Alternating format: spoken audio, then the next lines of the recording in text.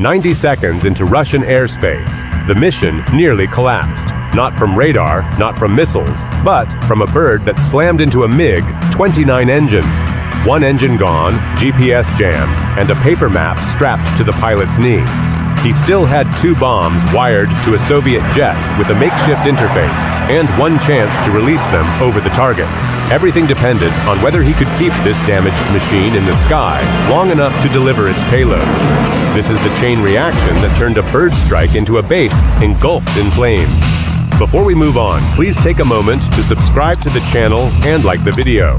How could something as small as a bird nearly alter the course of $1 billion war effort?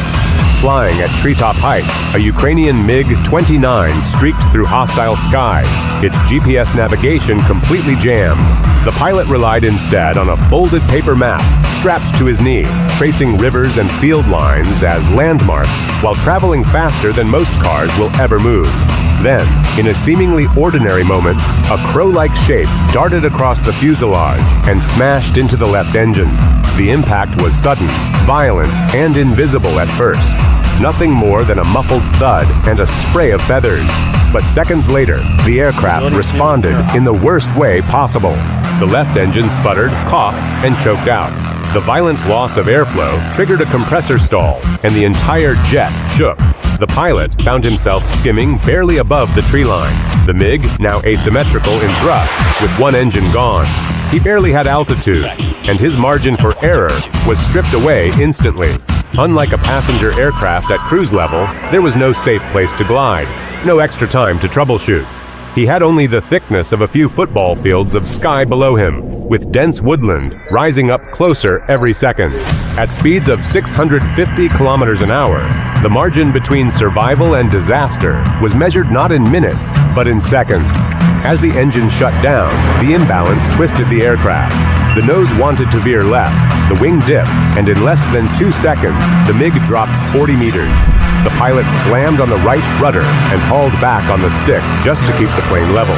But countering the yaw cost him precious fuel. The MiG's tanks were already calculated for razor-thin range margins, the kind where only 12 minutes of flight time remained before the strike. Now, falling into a fight to stabilize the jet, those 12 minutes evaporated to barely 3. Each wrong adjustment could bleed away fuel he didn't even have. For civilian airliners, bird strikes often end with controlled returns, because pilots start thousands of meters in the air and can glide toward long runways. Here, there were no runways, no emergency call.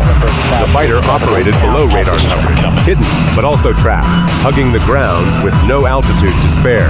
At the same time, restarting the engine wasn't an immediate option.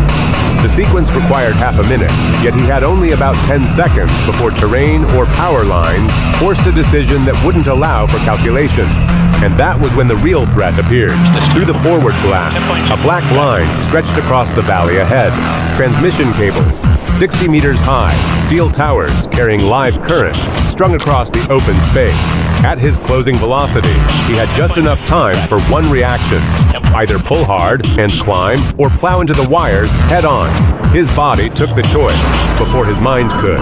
Muscles braced, he yanked the stick straight back, pushing himself into a crushing 5 Gs. His helmet mashed against the seat, his chest caved against the harness, yet the jet leapt upward. At the absolute last meter, its nose tipped clear of the cables. For a moment, all control seemed to vanish again as the electromagnetic fields from those high-voltage lines kicked into his sensors. The cockpit dials flickered, hands shook with static, and his instruments jumped wildly. But the aircraft had cleared the barrier.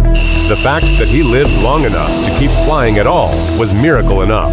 With this, a single bird transformed what was supposed to be another tactical run into a desperate chain reaction of survival.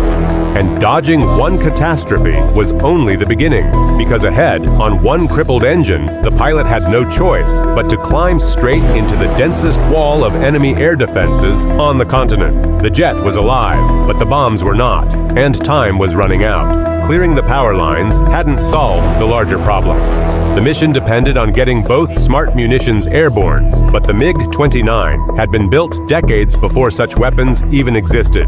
To release them properly, the pilot had to climb higher, pulling against 6 and sometimes 7 times his body weight, while the crippled left engine shook the entire airframe with violent tremors. Every second of that climb added new stress. Altitude gave him space to release, but it also exposed the aircraft to enemy missile networks. He pressed on anyway, straining against the harness, fighting not just the jet's instability, but also the clock ticking down on his fuel. Those bombs were French-built AASMS, modified laser, and GPS-guided standoff weapons that had no natural place beneath Soviet pylons.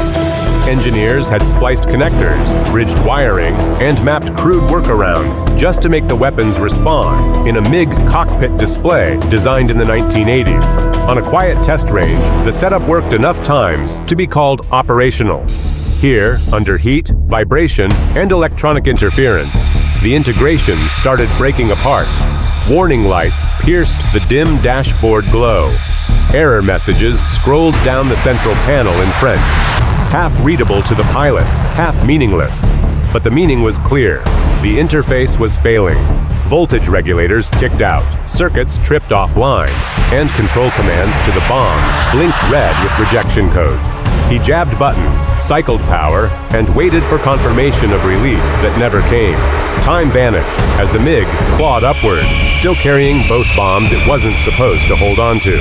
This wasn't just a software inconvenience. Carrying those bombs without release meant he couldn't extend his range, couldn't maneuver freely, and couldn't attempt a safe retreat. The extra drag slowed him. The weight shifted balances, and his radar signature grew larger. If he refused to punch off the pylons, he risked being caught in hostile skies by defending interceptors, or worse, running dry on fuel with no base within safe distance. That scenario materialized almost instantly. A Russian Su-35 locked onto him from range. The fighter was armed with one of the most dangerous missiles in operation, the R-37M, designed to hit targets at up to 300 kilometers and moving faster than a rifle bullet by several orders of magnitude. It traveled at nearly 2 kilometers per second, Mach 6 at altitude, and once fired, it left the defending pilot with almost no margin to escape. The missile streaked toward him, radar painting the MiG as its center. At the same time, the bomb interface continued to fail. Picture the inside of that cockpit. One hand gripped the stick, jerking the airframe through rolls, dives, short bursts of inverted flight, anything to upset the missile's trajectory. The other hand flicked switches back and forth, disconnecting computers, arming emergency bypass systems, and wrenching stubborn toggles forward. At 9 Gs, blood drained from his head and his vision tunneled. Alarms screamed about lock-ons, while the entire left panel spat back errors about weapon disconnection. Seconds extended into eternities while the missile streaked closer, active radar guiding it within hundreds of meters. Yet against those odds, the manual override suddenly clicked. The old mechanical release shuddered, pylons popped, and the bombs fell clear. The improbable had worked, the system had failed, but human improvisation had forced the bombs into flight, ensuring the mission remained alive. Now, their survival depended on one last contest. Those rockets still had to survive the full gauntlet of Russian layered air defenses.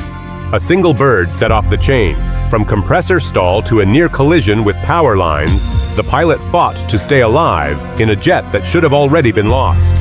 Then came failing bomb systems, a closing interceptor, and missile evasion under crushing G-forces that nearly blacked him out. Yet the bombs struck, and a Russian base burned. Modern air combat isn't just about machines or missiles. It's about human nerve keeping a mission alive when everything collapses. If you want more breakdowns of battles where seconds decide wars, subscribe and join the discussion in the comments.